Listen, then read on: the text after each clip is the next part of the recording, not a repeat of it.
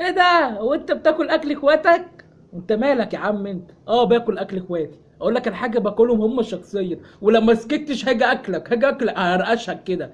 يا جدعان انت، احنا لسه في 2016 يا جدعان، وداخلين على 2017 والناس لسه بيتريقوا علينا. يعني ايه اصلا فكره ان انت تتريق على حد؟ تتريق على حد عنده اعاقه في جسمه، تخين قوي، قصير قوي، طويل قوي، رفيع قوي؟ انت مالك يا ابني؟ يا عم انت ربنا خلقك شكلك حلو، جسمك متناقص، على وضعك. ليه بقى بتتريق على الناس؟ بقى تتريق على الناس ليه؟ ما تسيبونا في حالنا. انت ليه يا ابني بتربي عقد للتخين ده؟ ليه ما تخلوش يعرف يخرج زيك، يجي يروح، يكون عنده صحاب كتير، يعرف يمارس حياته زيك؟ انت ليه بتسبب له عقده؟ ليه بتخليه يكون قاعد في البيت على طول عمره؟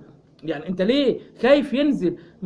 خايف ينزل مجروح، ينزل اللي هو ينزل لا عيال يتريق عليه، او حد يتريق عليه، او شويه شباب واقفين تحت يتريقوا عليه قدام مثلا البنات او قدام حد من قرايبه؟